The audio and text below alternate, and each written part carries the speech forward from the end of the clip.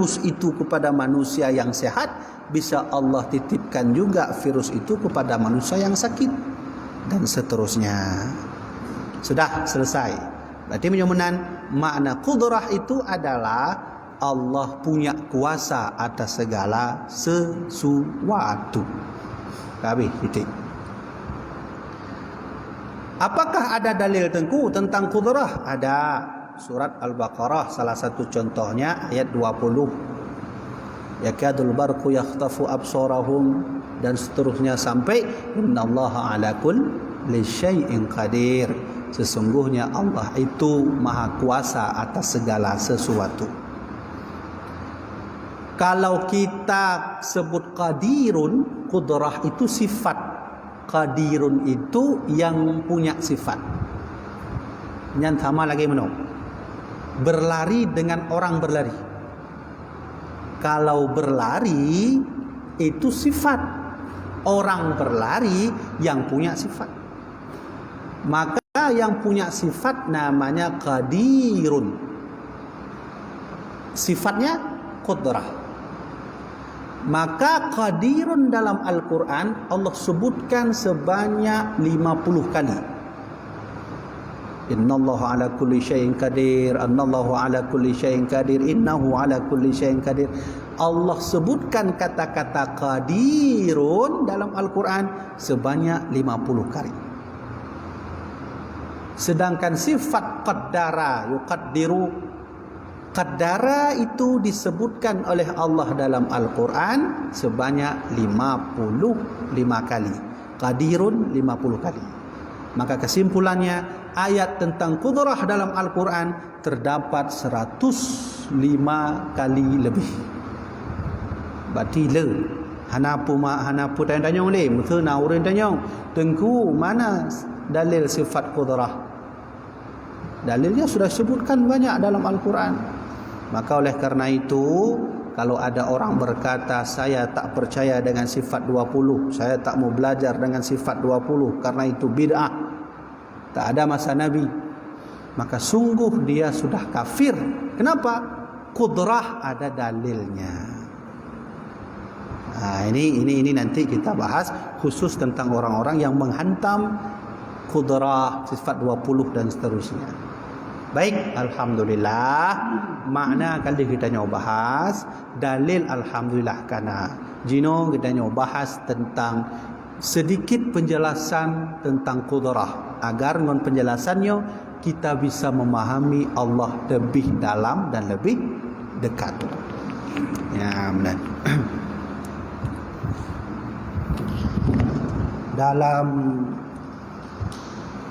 Dalam qudrah itu ada satu kitab namanya Aqidatun Najin dan kitab Kifayatul Awam, karya daripada Syekh Muhammad Al-Fadali. Jadi qudrah Allah. Qudrah Allah itu ada namanya ta'alluq.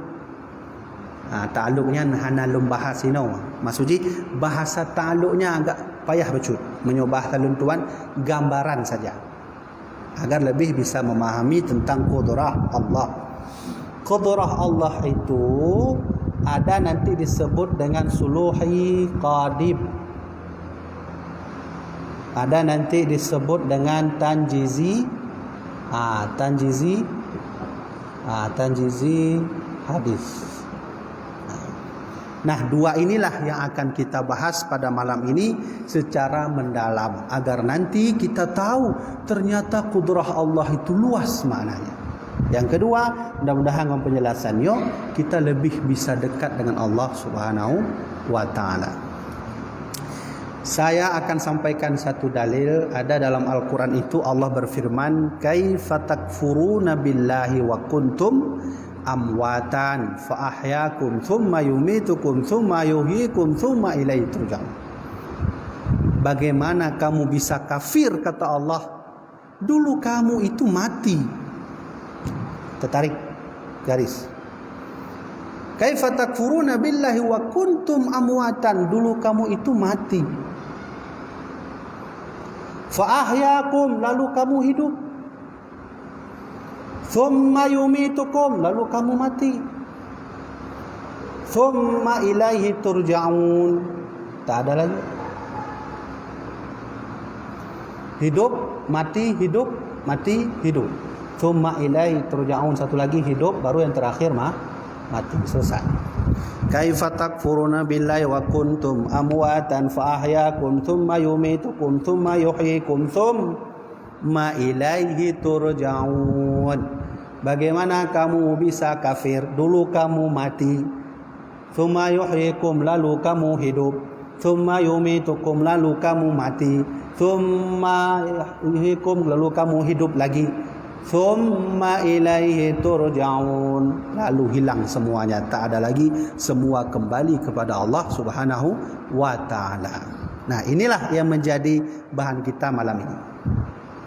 Sekarang pertanyaannya, kalau ada orang bertanya, apakah Allah bisa menghidupkan yang mati? Maka tentu jawabannya bisa. Apakah Allah bisa mematikan yang hidup? Maka tentu jawabannya bisa. Maka mulai dari sini Allah bisa mematikan lalu menghidupkan, bisa menghidupkan lalu dimatikan, bisa mematikan lalu dihidupkan lagi, semuanya kembali lagi kepada dirinya. Tsumma ilaihi turja'un. Mudah-mudahan kan? Sudah. Sekarang pertanyaannya, sebelum ada ini, apakah kudrah Allah berlaku? Ini yang menjadi perdebatan Aristoteles, Plato pada masa filsafat dulu, filosof-filosof itu. Yang menjadi perdebatan mereka, sebelum ada sesuatu itu, apakah itu sesuatu? Ufong kan pertanyaannya kan? Sebelum ada sesuatu itu, apakah yang sebelum ada sesuatu itu disebut sesuatu? Di sini dia posisinya. Di sini yang menjadi perdebatan Plato, Aristoteles. Sehingga nanti masuk Imam Ibnul Arabi, masuk Imam Ghazali di sini untuk meluruskan. Nih. Munyo lagi nyo mangat tertibang dengu. Bagaimana? Allah menghidupkan. Kita yang udip. Jatuh mati. Nak kuasa Allah mudah menandu kita dalam lembak mata. Kemana? Oh, tigamnya nawaina. Nale ka mati. Tengok tahu udip lam tengok dengan keyakinan kita nyo tak yakini bahawa tengok kita nak akan udip lam bahawa kiamat. Menanlah. Mudah selesai. Tapi menjadi pertanyaan kita sekarang adalah, sebelum ada ini, apakah ini disebut sesuatu dan ini disebut sesuatu? Apakah kudrah Allah masuk ke sini dan kudrah Allah juga bisa ke sini? Nah, kalau Plato, Aristoteles itu sepakat dengan logika mereka bahwa sebelum ada sesuatu itu tak ada disebut sesuatu. Bahasa lain menuju mangat katanya.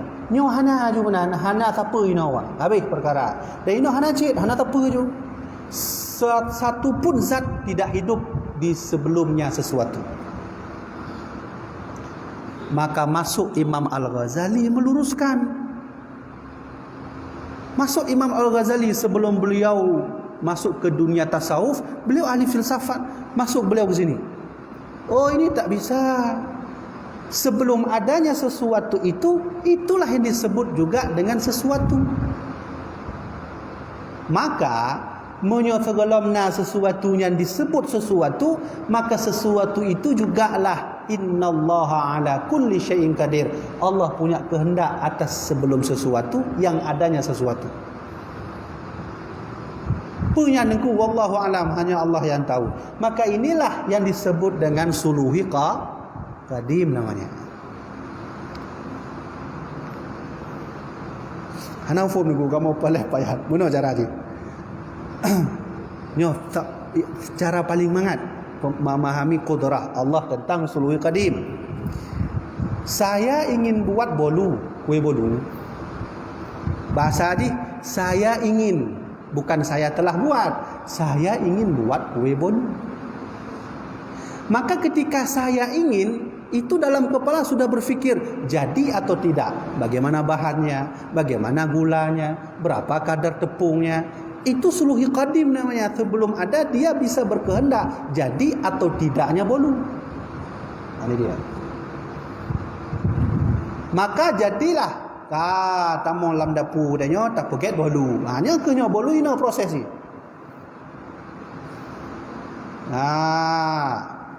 Maka ini nanti yang disebut dengan tanjizi hadis.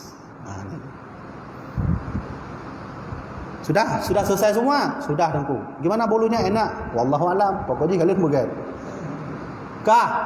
Kalau begitu bolu sudah ada, bisa enggak saya rusak bolu itu atau lemboh kedeh hana baju boleh lemboh ni hana mangat tang. Bisa? Bisa. Kehendak kita.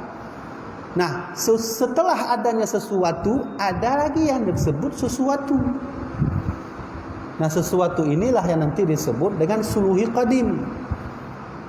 Dan suluhi qadim ini itu disebut oleh alim ulama, Allah bisa mengadakan sesuatu dan bisa mentiadakan sesuatu pada zaman azali. Maka waktu tuan dengar surah Al-Mukarram Abu Latiti dengar matanya disebut oleh Abu Latiti tentang azali. Maka nak ulun tanya azali yang kiban Abu. Azali itu hanya Allah yang tahu zamannya. Tidak ada satupun yang makhluk yang tahu tentang azali. Sedangkan zaman menurut para alim ulama ada sekitar 24,000 zaman. Wah, ledak zamannya. Zaman masa barzah, alam kubur, alam rahim. Alamnya disebut alam kubur, alam rahim, alam barzah, alam akhirat, alam mizan, alam surga, alam mahsyar. Wah, letak malam. Yang kalau kita mau alam malaikat, alam mulki, alam malakut. Ini hanya Allah yang tahu. Maka zaman azali itu adalah zaman di mana Allah menciptakan berkudrah sesuatu sebelum ada sesuatu. Oleh karena itu, inilah kemahakuasaan Allah. Yang belum ada sesuatu, ia bisa membuat sesuatu. Ya kan? Bila tanya mana nunggu. Kapan kita terjadi bisa berbuat sesuatu? Apabila sanggup. Acing nak buat gunung. Okey, tak bukan haju sanggup dah kalau buat gunung. Acing nak buat gunung, dia gunung tak buat. Hanya.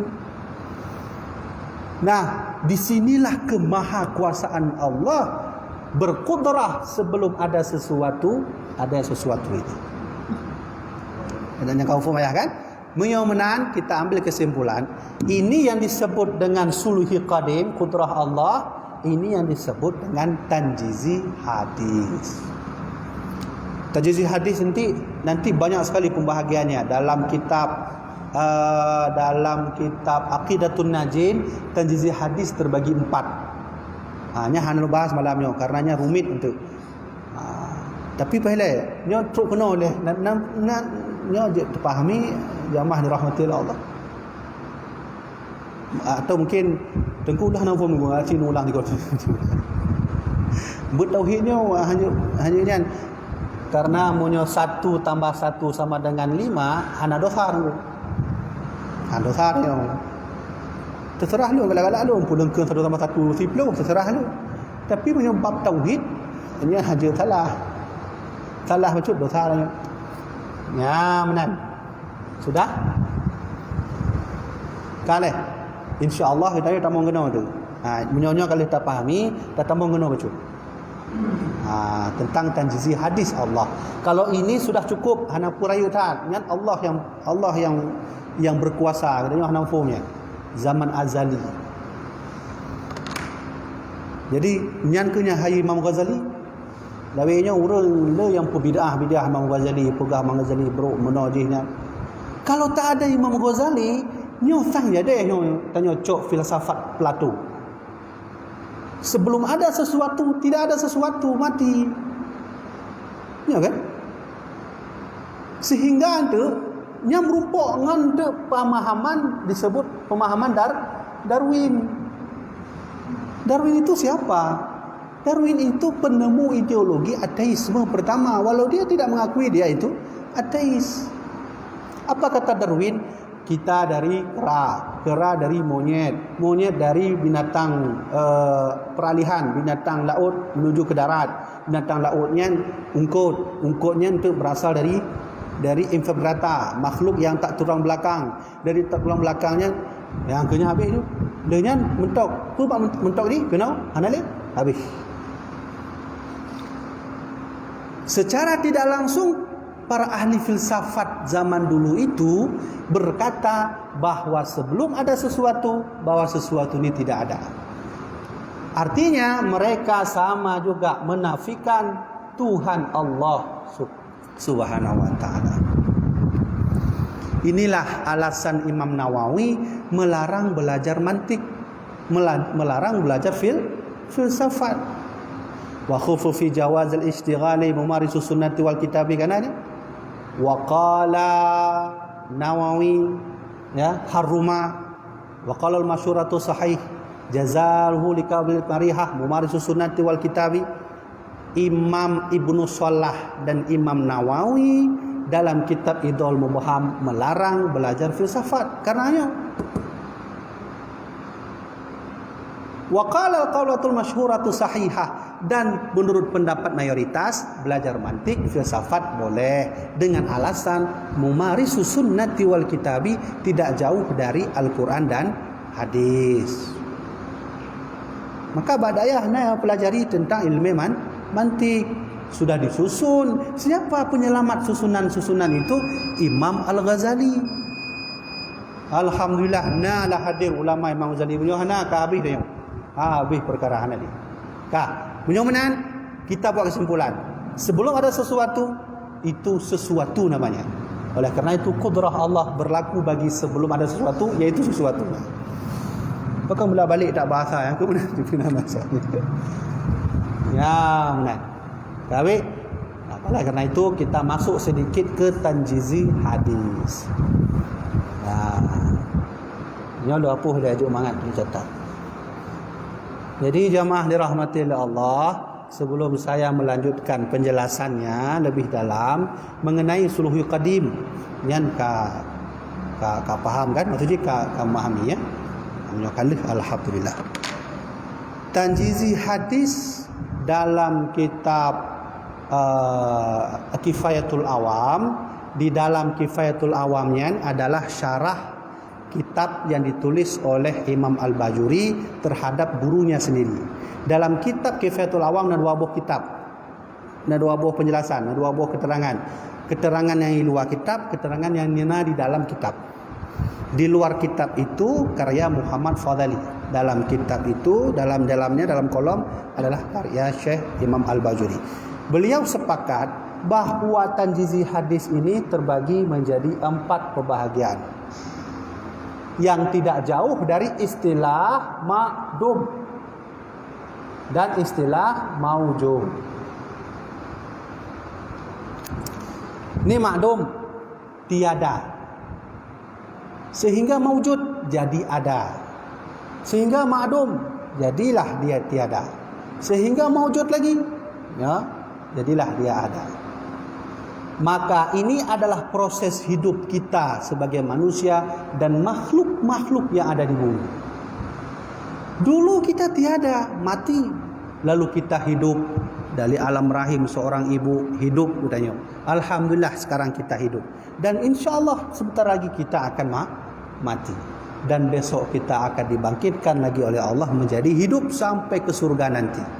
Maka jika ada orang bertanya, surga kekal, neraka kekal, Allah kekal, jadi kita cek mana dua buah kekal? Oh, kekalnya surga, kekalnya neraka masuk ke tanjizi hadis kudrah Allah. Surga tak ada, lalu menjadi ada, lalu surga nanti terus akan ada, terus akan ada dan akan kembali kepada Allah Subhanahu wa ta'ala. Nah, Allah bisa menciptakan ini semua. Dan itulah Allah Subhanahu wa ta'ala memiliki kuasa yang tidak dimiliki oleh siapapun itu. Contoh, ada makhluk Allah yang Allah tanamkan dalam tubuh ini yang sesungguhnya bisa menjadi bahan berfikir kita bahwa Allah itu ada dalam diri kita. Allah berfirman, sanurihim ayatina fil afaqi wa fi anfusihim. Kata Allah, akan kami tunjukkan kepada mereka ayatina, segala tanda-tanda kami, segala kekuasaan kami, fil afaqi, di segala ufuk, barat, selatan, utara, timur, wa fi anfusihim,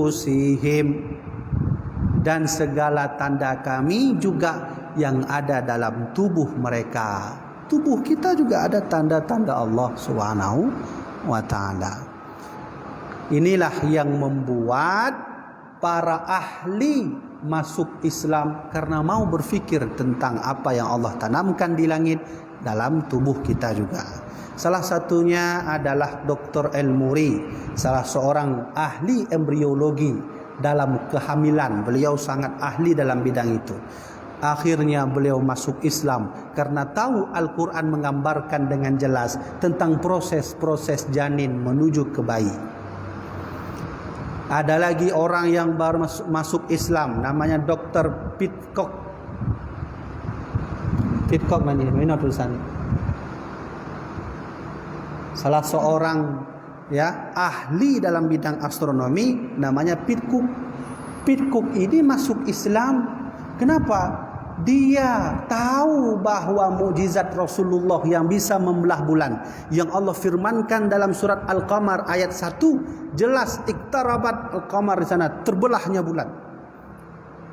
Bahwa beliau masuk Islam karena mau berfikir tentang kuasa Allah Subhanahu wa ta'ala. Cuma yang aneh dia adalah bahkan kita di Indonesia orang Islam.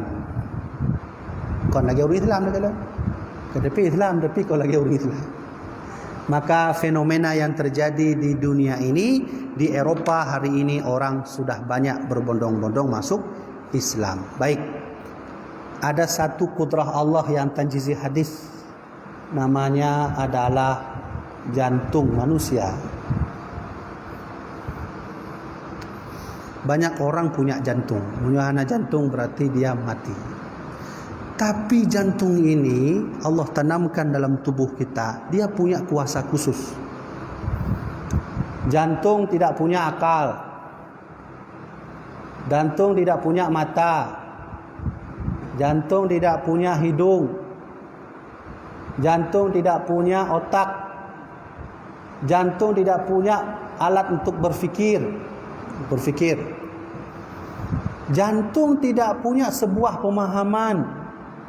Jantung bukanlah orang pintar, dia tidak bisa disebut pintar, jantung.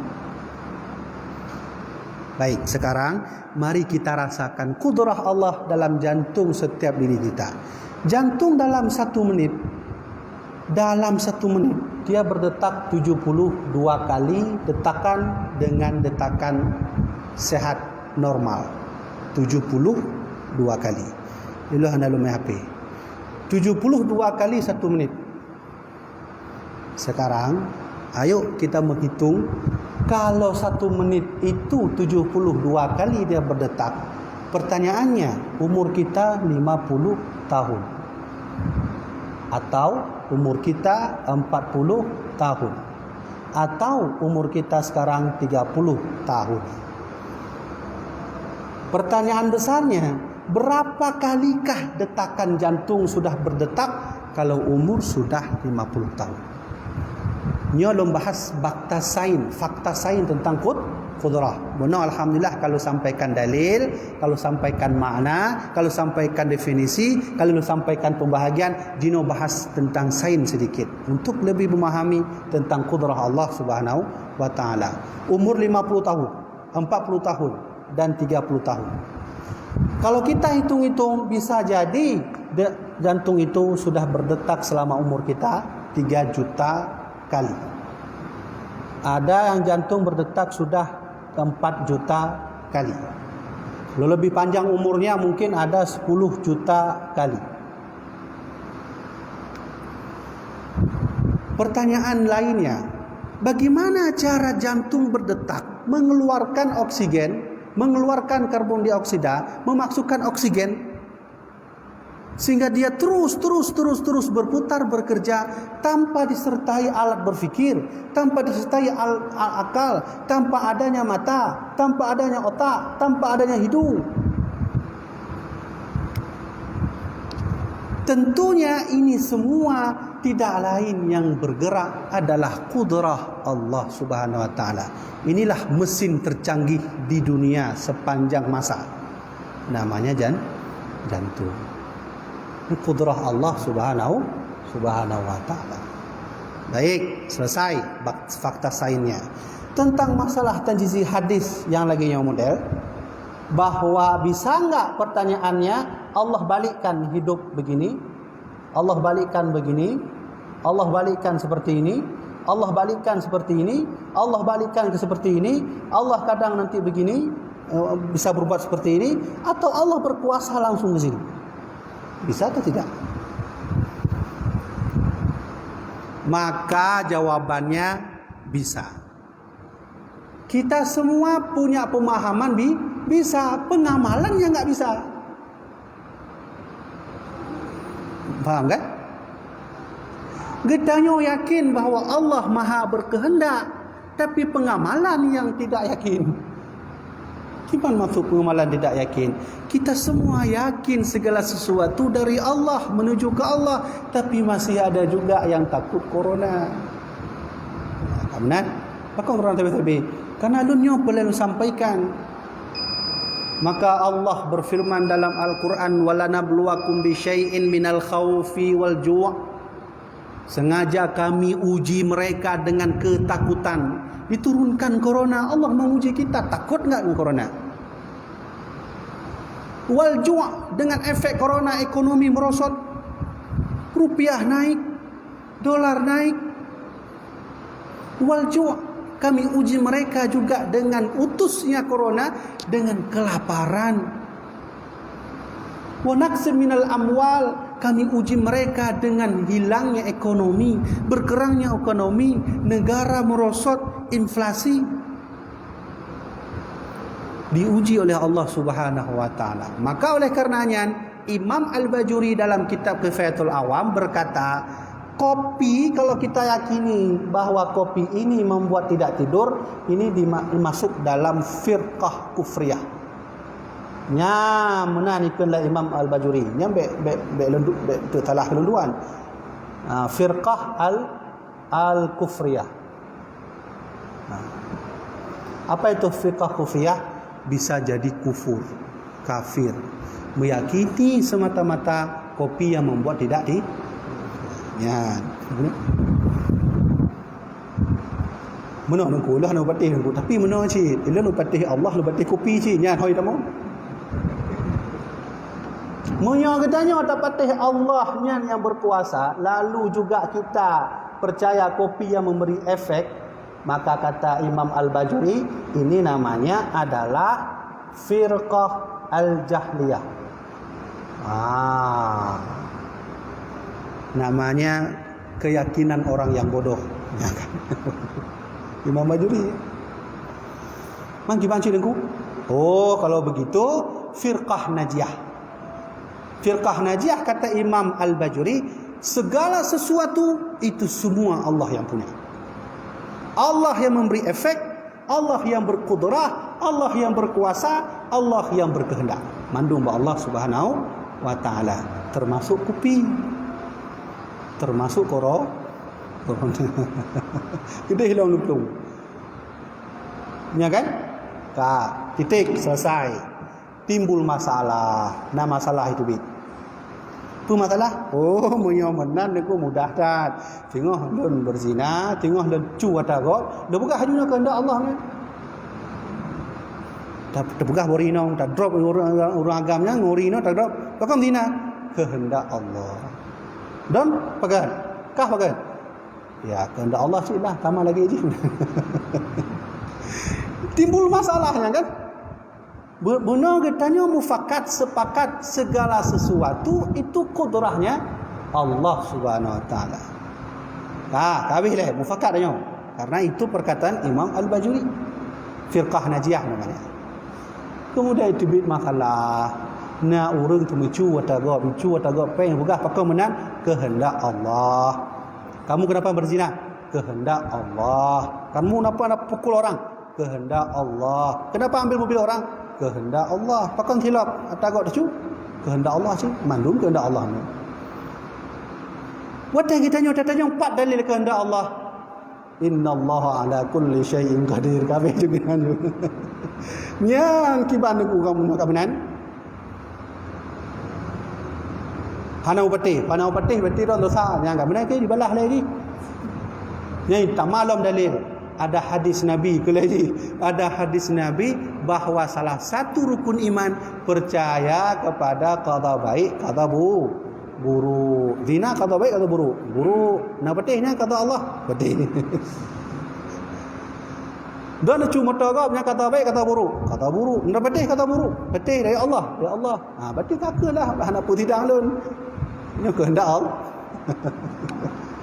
Nah, yang model seperti ini namanya adalah paham Jabariyah. Jabariyah. Baca-baca kehendak Allah, baca-baca kehendak Allah. Jabariyah. Jadi bagaimana juga cara mengimani kudrah Allah? Begini, pakai iktisab. Dalam akidah Ahlussunnah wal Jamaah ada namanya iktisab. Ya kan? La yukallifullahu nafsan illa wus'aha. Tidaklah kami beratkan manusia itu melainkan usahanya sendiri. Berarti sampai-sampai gede kehendak Allah na ayat lain bang, boleh. Baik sampai-sampai kan innallaha ala kulli syai'in qadir na ayat lain. Contoh, Rasulullah sallallahu alaihi wasallam menyolake ba Allah, ya Allah nak putren tabah kurma dari surga. Na hidup oleh Allah, belum yakin terbaik persen hidup. Bahkan kekasih Allah yang minta. Ya Allah, turunkanlah nasi sebanyak-banyak dari surga. Dikasih? Belum yakin dikasih. Ya Allah, turunkanlah banyak-banyak roti dari surga. Dikasih? Belum yakin dikasih. Tapi Rasulullah walaupun kehendak semuanya itu adalah Allah, beliau berkeyakinan, beliau juga cari makan. Kalau tidak demikian, tidak ada istilah perang Badar, tidak ada istilah perang Uhud. Kan Nabi je laki, ya Allah pemenang kamu, hana payah perang-perang ni. Kamu je menang. Tapi Nabi harus asah pedang, bawa pedang, latihan, berperang baru menang. Artinya ada iktisab, menyomenan, hana pun aja cukupi aku enam salah.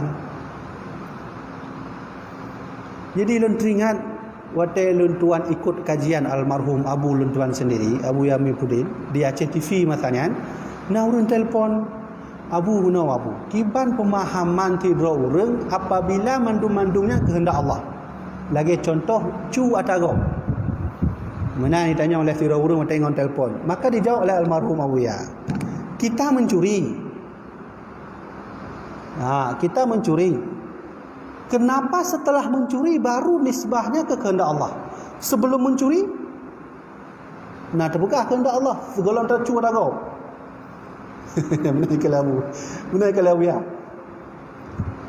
Kenapa sih zaman sekarang orang kalau sudah berzina kehendak Allah, sudah mencuri kehendak Allah. Bahkan han segolong tercunya tak pegah kehendak Allah. Segolong mulai. Yang mana? Begitu cara menjawabnya. Berarti oleh karena itu kembali ke kudrah Allah sepenuhnya itu wajib, dan juga iktisab juga harus wajib. Maka oleh karena itu kaedah mencari rizki wajib, mendapat rizki tak wajib. Mencari nafkah wajib, mendapati nafkah tak wajib. Mana? Mendapati nafkah itu Allah yang kasih, mencari rizki Allah yang suruh. Maka habis. Nyanduh mufakat katanya babnya naloi tibit masalah lain. Apa itu? Mu'tazilah.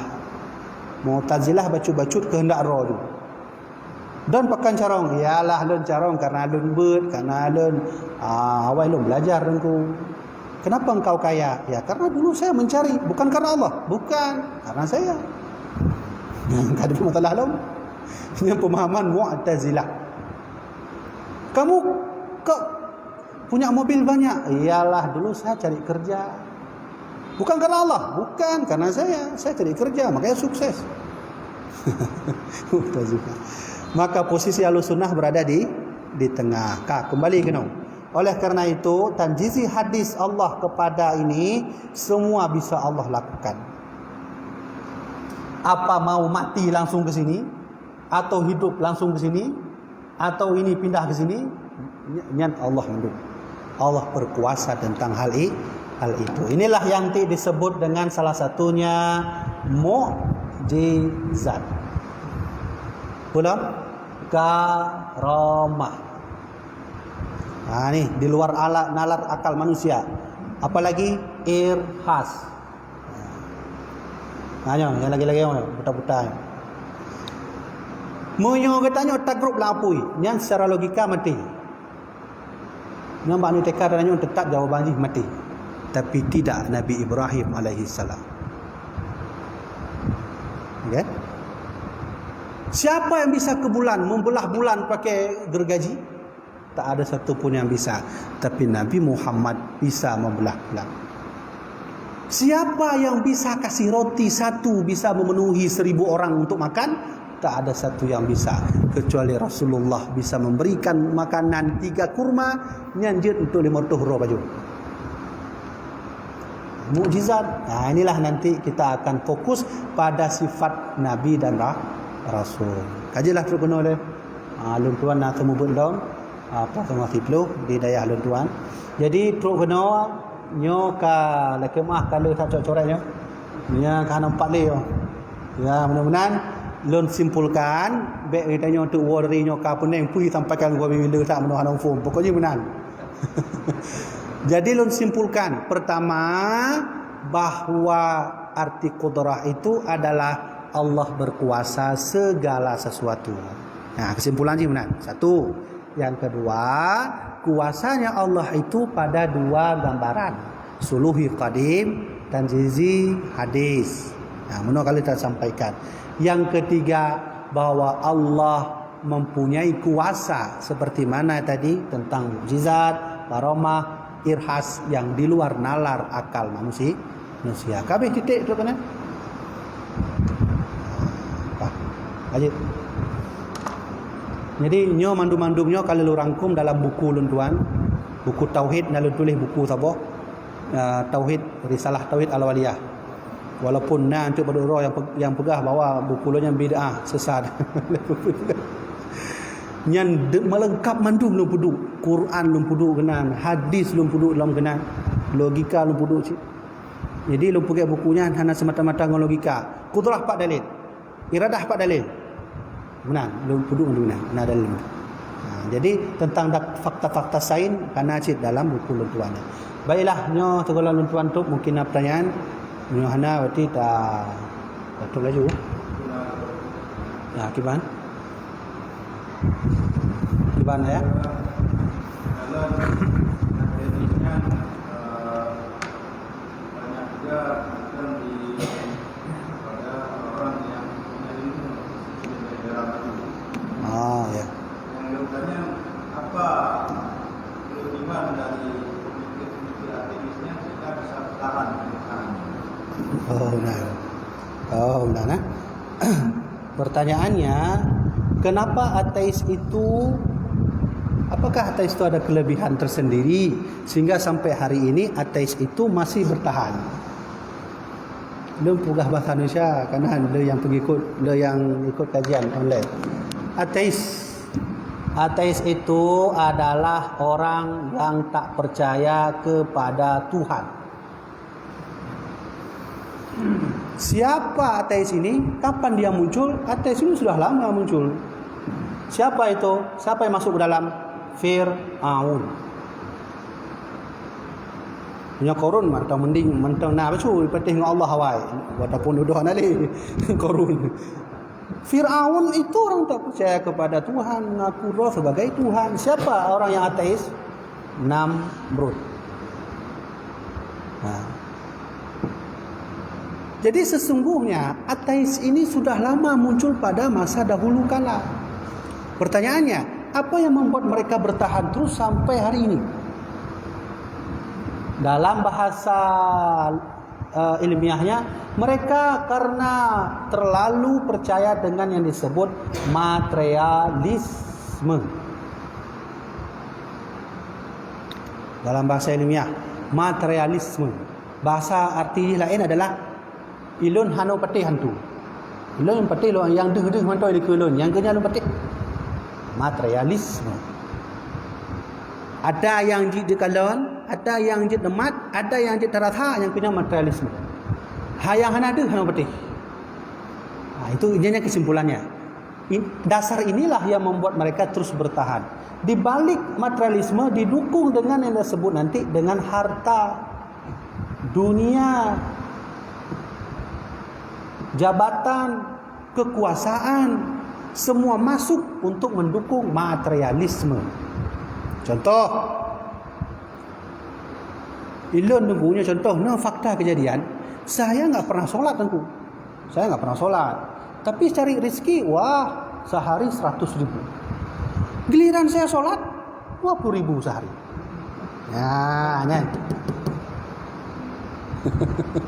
Benar kan? Ini materialisme. Dia mendukung bahawa apa yang di depan itulah yang harus wajib diyakini. Yang hana wajib diyakini. Menjauh menan hana putu mayang le, kakak lu minta rezeki tertuh be. Ini yang membuat ateis terus hidup. Kenapa? Mereka punya ideologi yang disebut dengan materialisme ini.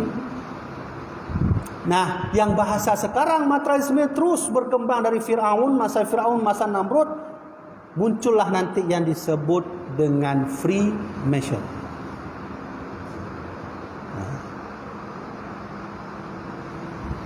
Mereka punya target untuk menguasai dunia. Maka itu bahasa Freemason, the new world order.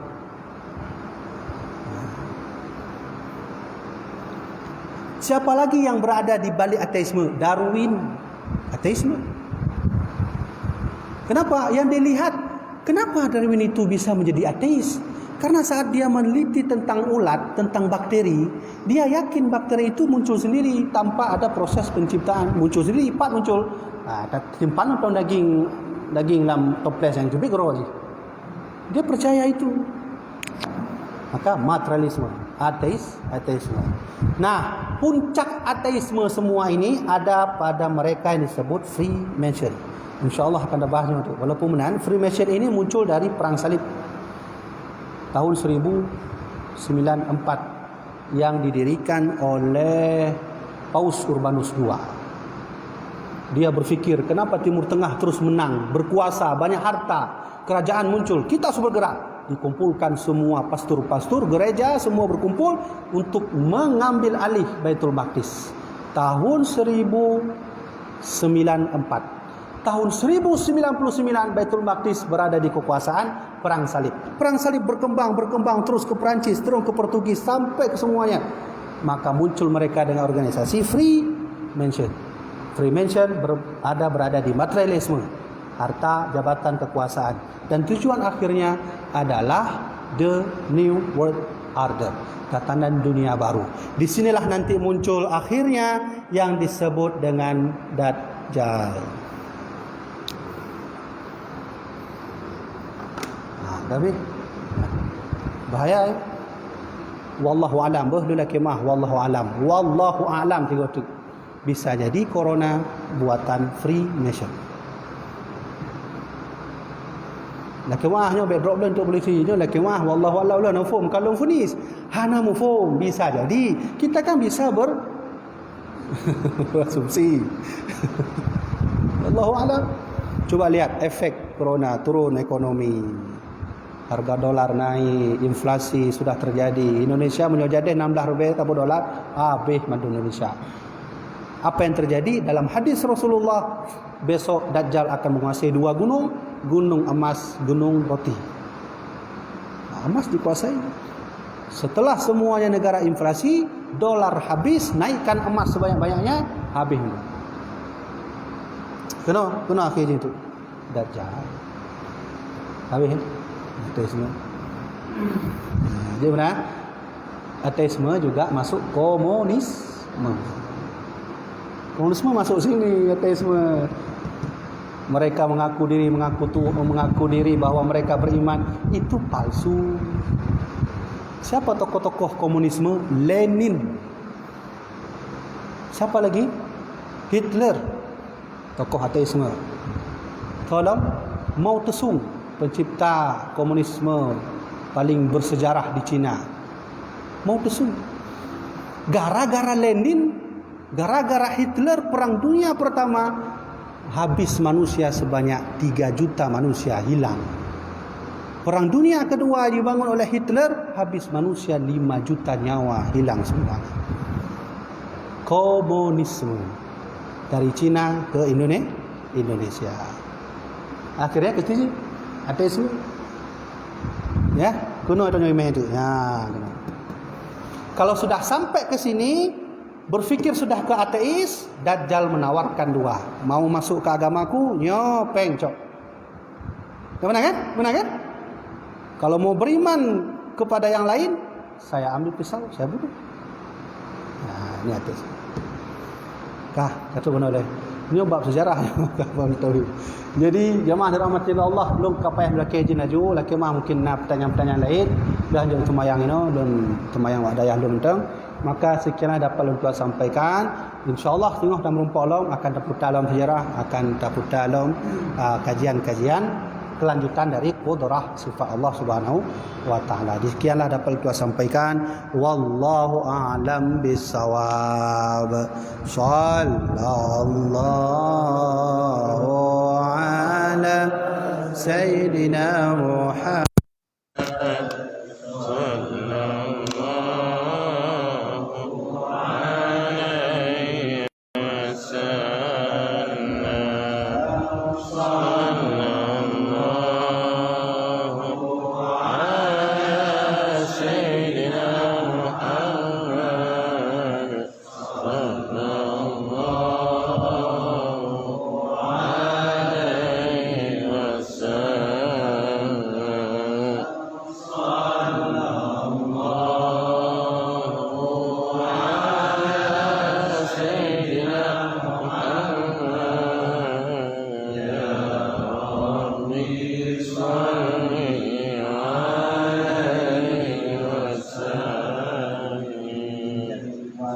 Assalamualaikum warahmatullahi wabarakatuh.